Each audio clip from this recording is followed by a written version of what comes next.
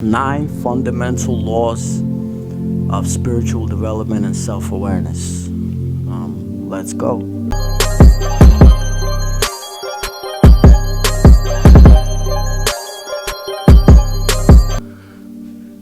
Put up, YouTube.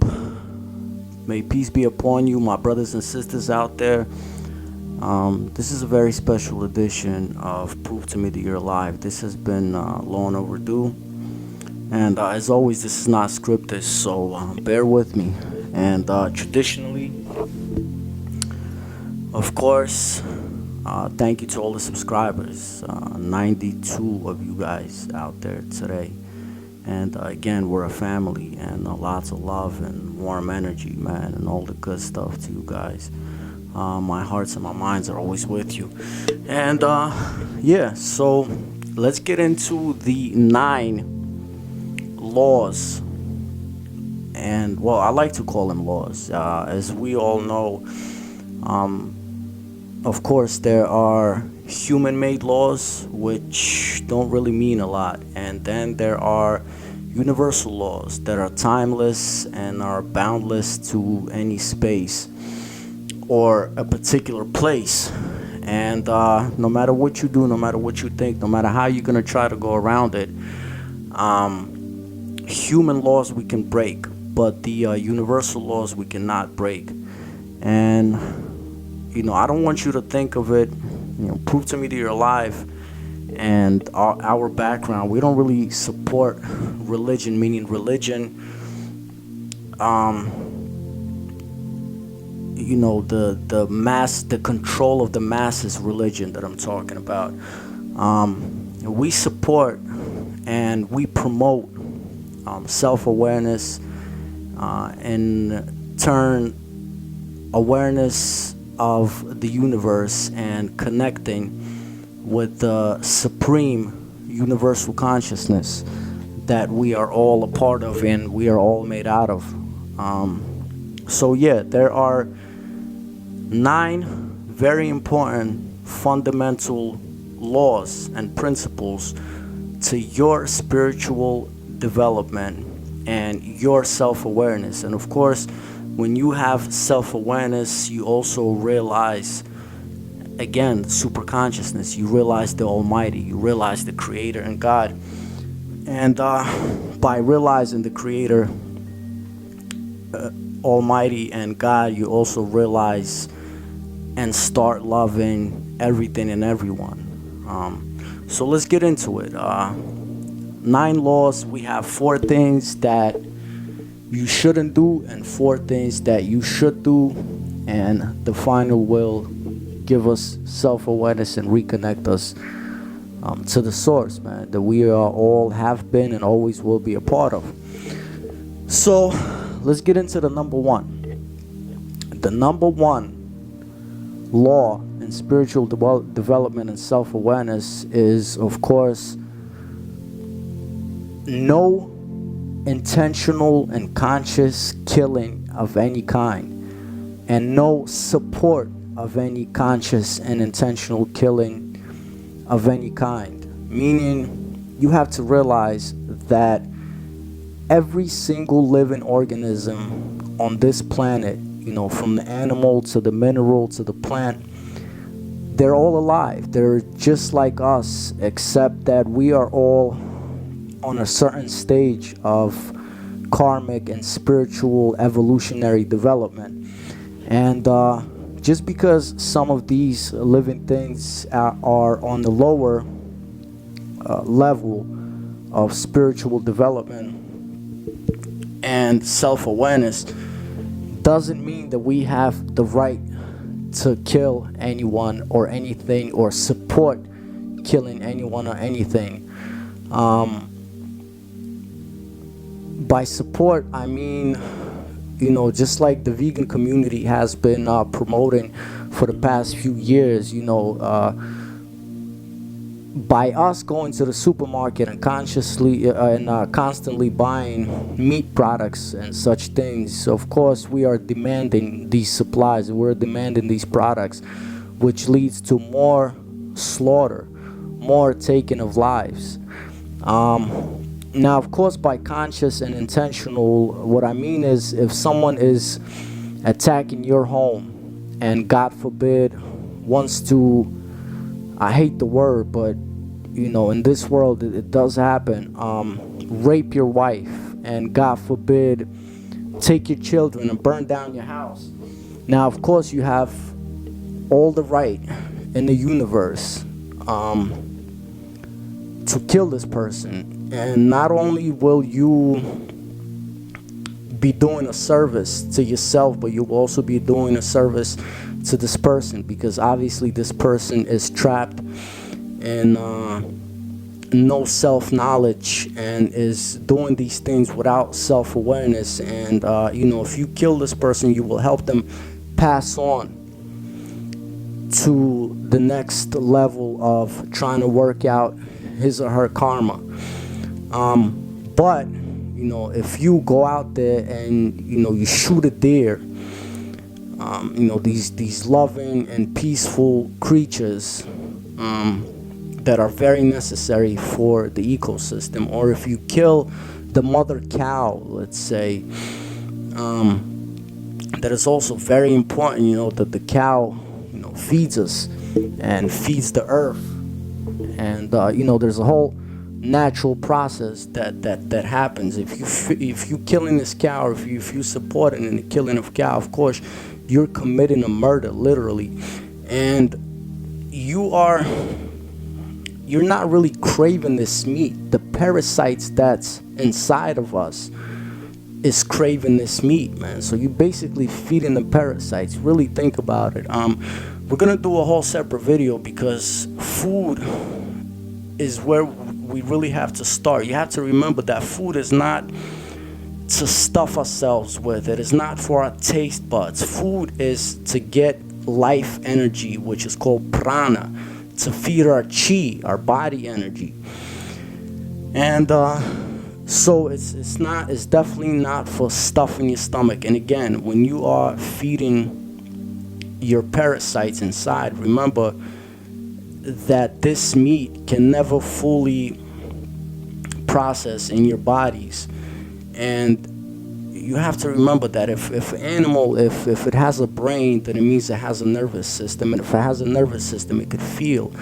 And anytime, I'm not even going to talk about the cruel acts that are happening all over the world in the farming industries, and in the dairy industries. All these industries, just animal cruelty is absurd. But even if it's organic farming and things like that, the farmer is still going to slaughter the animal. And this animal, they always say that the cow starts crying before the farmer comes and kills it, which is very sad, which means it causes stress upon the cow's body. And it's already starting to produce these negative cells inside the body that you are feeding. Sometimes the people that eat meat, they get angry or they get sad, and they have no idea why. Well, remember, it's because you're eating hate, you're eating fear, you're eating hurt, you're eating pain, basically. So yeah, the number one law to spiritual development and self-awareness is no intentional conscious killing of any kind. Please remember that. Number two law of spiritual development and self-awareness is no type of drunkening of the mind. Of course, the mind is the most precious, the most strongest tool that God has given us. It is like a transmitter that we have to our spiritual selves and to the universal consciousness, to the creator, man. This is where we receive, not only the information in the conscious world, but we can also tap into the super consciousness. This is our tool to connect with our true eyes. The scientists for so many centuries have been trying to tell us that we're Homo sapiens, but we are much more than Homo sapiens. This body is not really you. This body is a temporary avatar, if you will. Just like I always say this, just like when you get inside the car. It doesn't mean that you become the car. It doesn't mean that you all of a sudden start running around going beep beep. The same thing, we get these avatars, we get this suit, this armor, this body for this lifetime in order to learn, to gain experience, and in order to excel and go on further. We're here to learn to become gods. So we definitely did not come from the ape, and we're so much more than just the Homo sapien. And if you have that in your mind, then again, these are the spiritual laws that you need to know for self-awareness. So number 2, no type of drunkenness of the mind, meaning liquor, drugs. Of course, you have being addicted to watching TV shows and reality TV and all of that stuff, where in that moment you're doing whatever you can not to be present in the moment. You get engulfed by this show, just like you get engulfed by a drug, or a lot of people ask, well, what about weed and stuff like that? And these days we don't have the correct practices for consuming marijuana and weed. The ancients, they did have practices, but today this weed and everything is grown in laboratories, and it's sprayed with a lot of chemicals. And when you roll it in a J, that paper already has tons of chemicals. Blunts, I don't even want to talk about that, because you can even if paper has chemicals, then you can imagine how many chemicals the blunt has. Now, of course, me myself, I used to be a big pothead, and I stopped. So I would urge anyone to remember that this is the strongest tool that we have. Anyone that keeps drunken in their mind, they are a legal psychopath, or they are a psychopath. Even to a psychopath, you can explain all these things, and they could act like they understand it, but they cannot fully get in touch with the higher. So it's very important. Number three law to spiritual development and self-awareness is only have sexual acts with your wife. And I want to talk a little bit about that, exactly what that means.